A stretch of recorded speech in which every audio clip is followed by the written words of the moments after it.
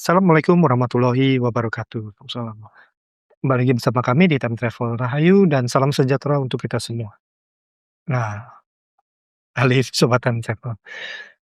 Ini sebenarnya karena kita banyak ditunjukin sama fenomena-fenomena disclosure itu ya, disclosure, era-era pengungkapan ketika ada banyak UFO segala macam gitu kan.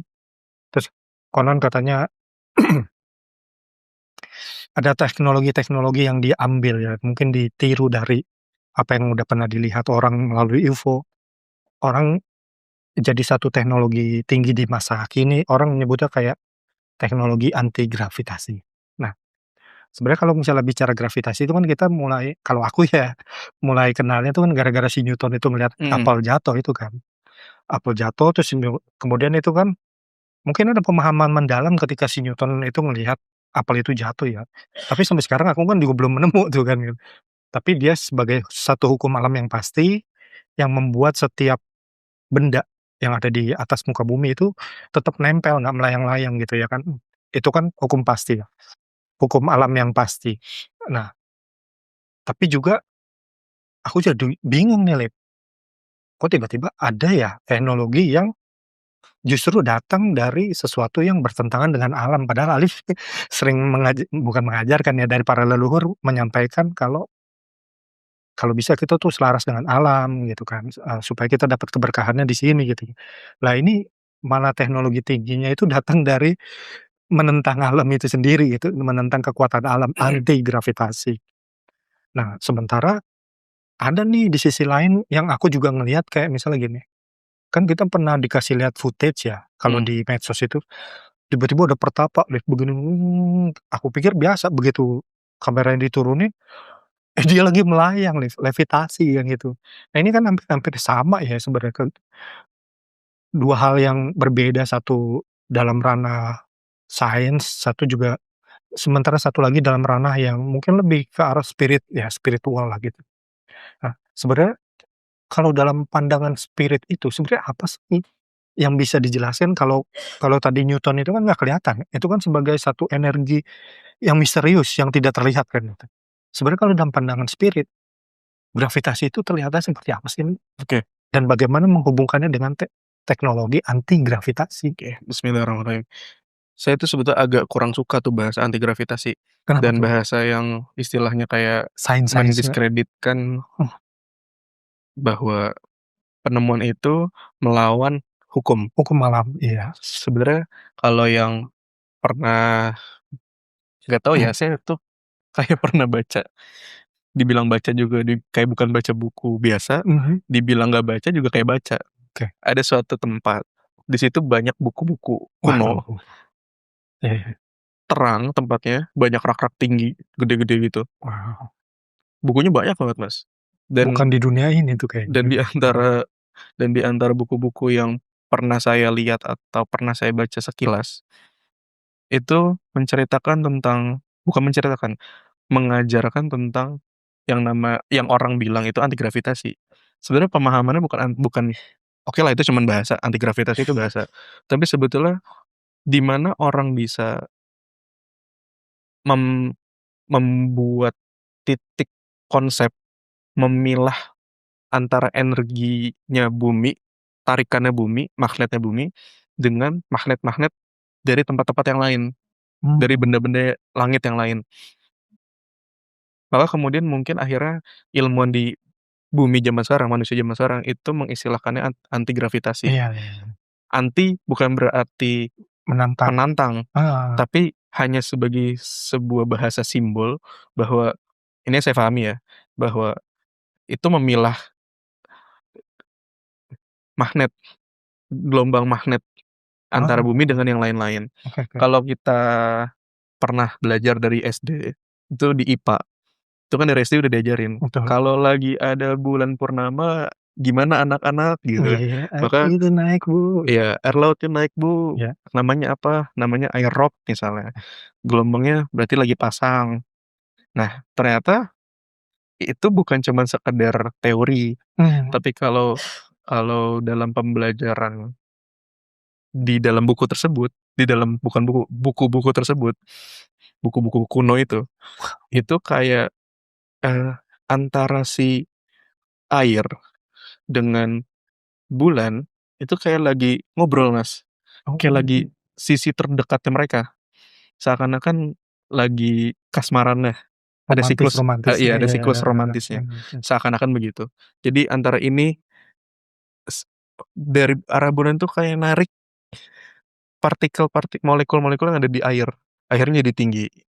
Dia bisa lebih tinggi daripada biasanya. berdialog, Liv, jangan berkomunikasi, kalau komunikasi itu kayak Iya, berdialog, okelah, saling apapun lah itu ya, namanya. keren ya. Nah, terus ada masa-masa di mana air itu kembali normal, Betul, karena bulannya sudah kembali biasa, bukan purnama lagi. kayak Nah, ternyata bukan cuman dari bulan, kalau yang diajarkan di buku itu, ternyata dari segala macam arah. mmm, Bumi itu ada di tengah-tengah medan magnet yang banyak, yang besar dari matahari, betul, yang dekat dari bulan. Ternyata antar planet-planet yang lain itu punya medan magnet yang beririsan dengan yang lainnya itu dengan ya? yang lain, dan bumi ada di tengah-tengah situ. Ya ya ya ya, Karena kita ada di bumi ya, ya, betul, maka kita sudut pandangnya dari bumi gitu. Ternyata begitu, Mas. Makanya kenapa bumi bisa ada di posisinya, dan kita di dalam bumi itu bisa ada di posisi kita, iya iya, karena di dalam bumi itu ada medan magnetnya, iya iya, maka semua nempel tuh di di permukaannya, permukaannya. iya, Nah, ketika ada orang yang bisa secara spirit itu memilah-milih mana mana gelombang magnetnya bumi, mana gelombang magnetnya bulan, mana gelombang magnet matahari, iya yang iya, lain-lain, maka dia bisa bisa semakin mengelola, "Oh, saya lagi pengen mengurangi, eee, magnetnya bumi," misalnya. Itu dalam buku itu begitu mmm. bahasa gambarannya. Nah, Liv, sorry, Liv, itu kayaknya keren banget isi bukunya, itu buku apa sih? Buku dari zaman apa? Dalam bayanganku ya, itu kayak nggak tahu ya, aku selalu baca tema-tema esoterik, aku pikir itu kayak Akashic Record. Itu Heeh, buku-buku yang ada di tempat yang bagus, heeh. saya mungkin bilangnya itu perpustakaan di era Sundaland lah, Oh, dan bukunya itu buku-buku di era Sundaland, buku-buku di perpustakaan tersebut, dan itu banyak, Mas, buku-buku yang ajaib eh, gitu. Kalau kita baca itu, sedikit aja, walaupun sedikit, itu dalam pemahamannya, mmm, dan itu bisa sangat-sangat bisa dipraktekkan oke. gitu. Mungkin setara Nah, kayak kalau dia itu bilangnya kitab semesta gitu.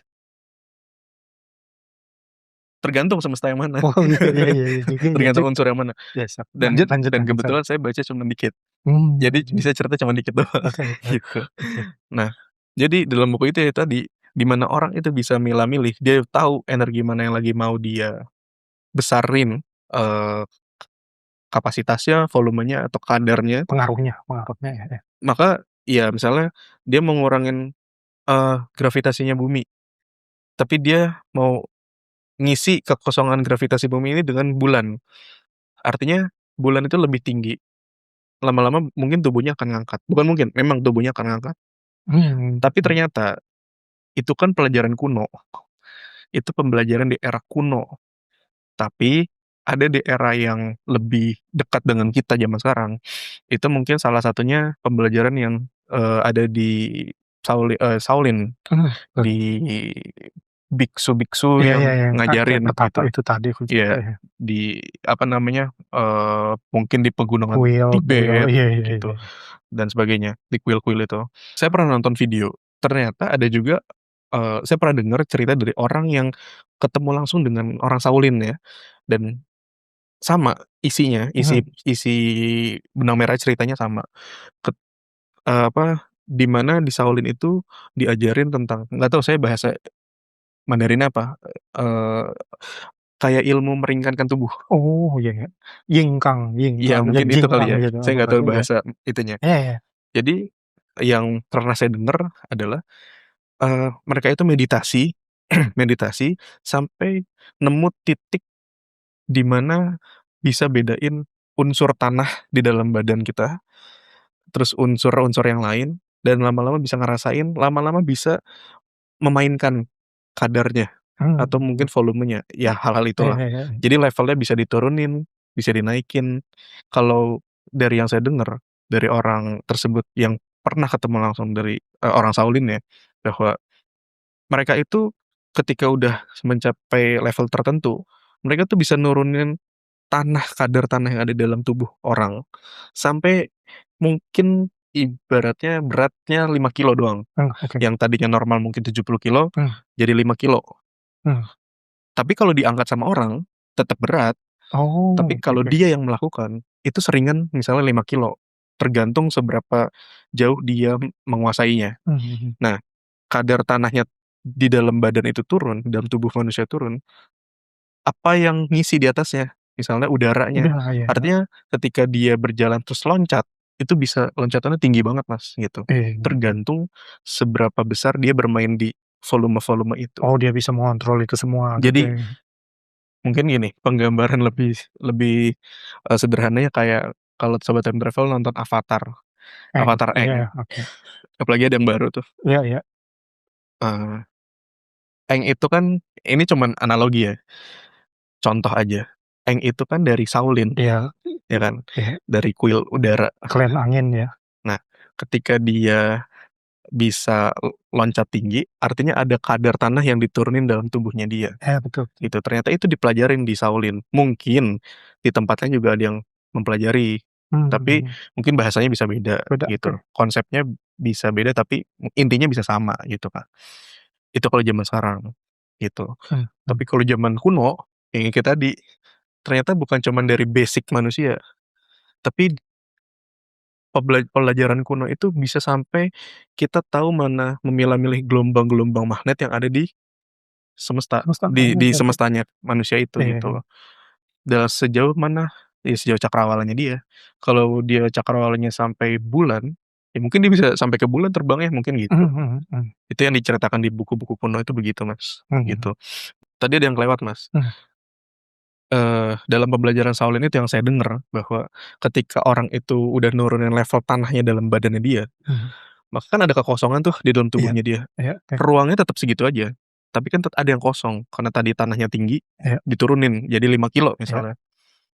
Lalu dia bisa bermain di situ, dia ngisi, misalnya ngisi udara, lebih banyak volume udara di dalam tubuhnya dia, Mhm. maka ketika dia beraktivitas kayak misalnya loncat, itu loncatnya bisa mungkin tingginya bisa sampai 10 meter, Iya. bisa sampai 7 meter, 15 meter, tergantung sejauh mana dia bisa bermain-main dalam hal, naik turun volumenya, gitu. Mengontrol itu Mengontrol semua, semuanya, gitu.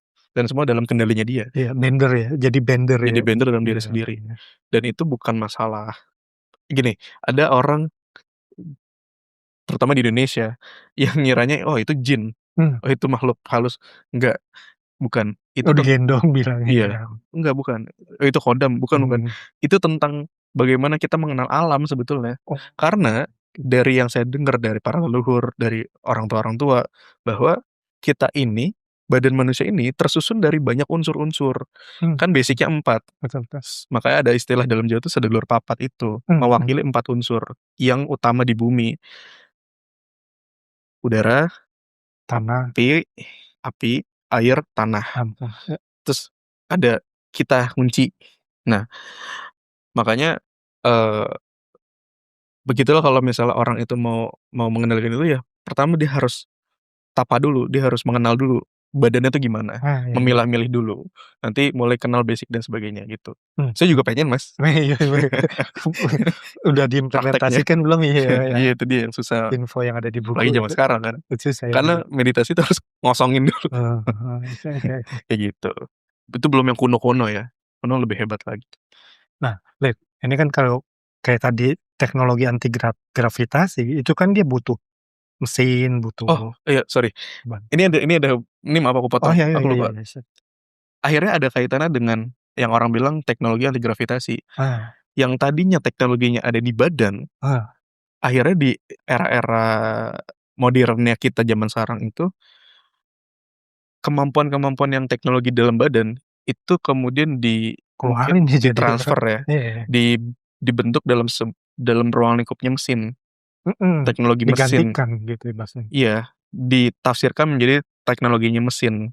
Akhirnya komponen-komponen itu mungkin dibikin sesuai dengan hukum-hukum yang, tidak berlaku pada gravitasinya bumi, tapi berlakunya pada gravitasi yang lain Yang misalnya. lain, oke. Makanya seolah-olah seperti melawan hukum gravitasinya Iya, bumi, iya, jadi padahal dibilang anti, nggak gitu bukan kan? bukan ngelawan, tapi memang itu ada, cuman mungkin bisa jadi kayak dipilah. Mmm, Ketika saya dengar itu dari orang tua, logika saya mainnya kayak gini, Mas, ibarat kayak logikanya kapal selam. mmm, Dia bisa menyelam, mengapung, iya, dia bisa menyelam, tapi juga nggak tenggelam, iya, gitu kan.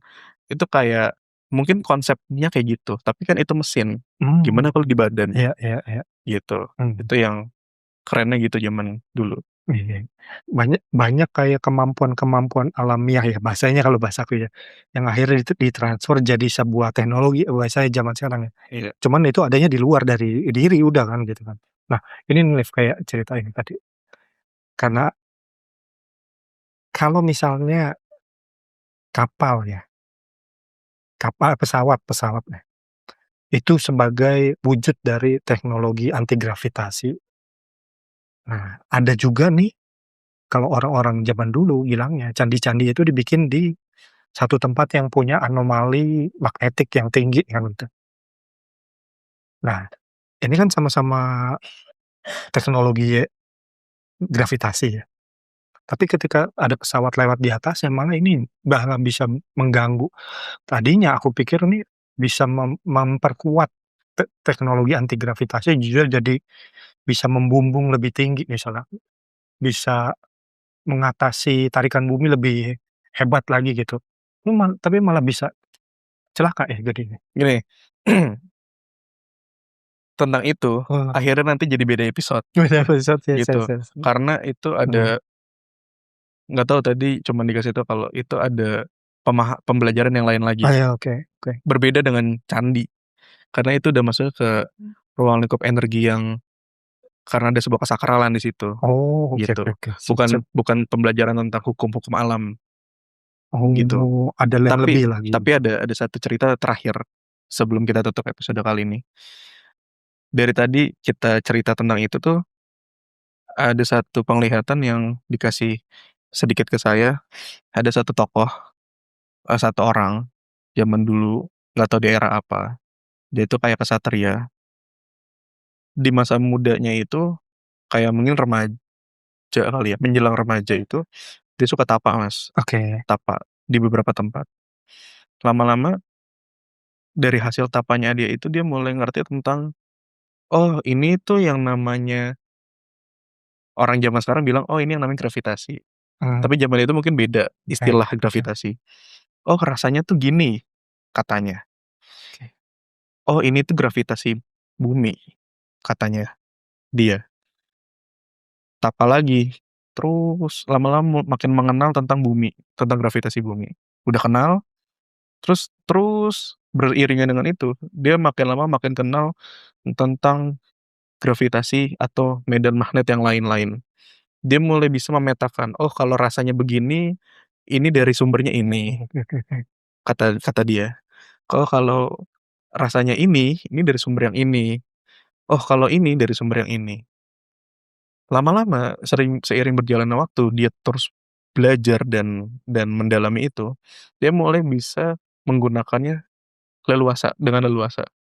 Nah, dari pembelajaran dan pemahaman yang dia lakukan, akhirnya di zaman sekarang jadi sebuah panduan untuk orang itu membaca tentang peta bintang. Orang zaman sekarang mungkin bilangnya itu kayak horoskop Astronomi gitu, juga gitu ya, astrologi gitu-gitu. heeh, Kalau zaman dulu kan pembacaannya lebih menyeluruh, kalau mmm, zaman sekarang mungkin lebih sempit ya, iya, hanya parsial, parsial gitu. hanya untuk kayak misalnya, oh, cinta, oh Iya, rezeki iya, ini, iya, iya, tapi nggak salah juga. iya, Karena hal-hal itu berkaitan dengan manusia juga, di mana karena manusia itu kan punya banyak unsur, iya, ternyata unsur-unsurnya nggak cuma dari bumi, tapi dari banyak tempat-tempat lain, oh, bintang-bintang yang lain dan oke, sebagainya. oke, Maka ketika ada bintang ini, oh karakter manusia lagi begini, oh lagi ada bintang ini, ketemu sama ini dan ini rasi bintang begini, orang yang lahir di hari itu begini karakternya. mhm, mhm.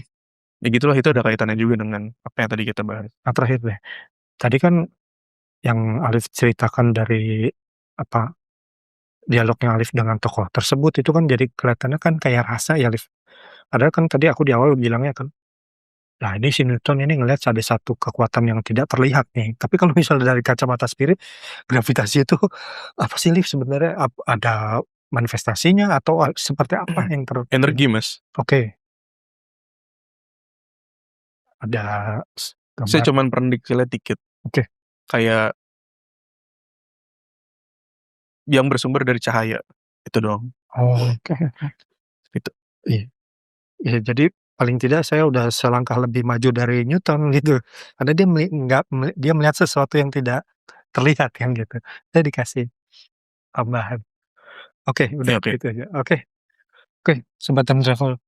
Jadi sebenarnya tuh bukan bertentangan ya dengan hukum-hukum alam ya gitu. Sebenarnya itu kalau yang dari tadi Alif ceritakan ini jadi salah satu apa ya, kemampuan spirit yang akhirnya ditransfer menjadi teknologi yang ada di masa sekarang. Mungkin ada banyak apa ya, banyak, eee, miscommunication ya, atau tentang, penamaannya itu ya. Jadi orang melihatnya jadi kayak, "Lah gimana sih kok jadi bertentangan dengan alam?" Ternyata nggak gitu juga. Oke sobat time travel, semoga kalian suka dengan episode kita kali ini. Tetap like, share, komen, and subscribe untuk selalu terhubung dengan video-video kita yang terbaru. Sampai kita bertemu di penelusuran selanjutnya. Wassalamualaikum warahmatullahi wabarakatuh.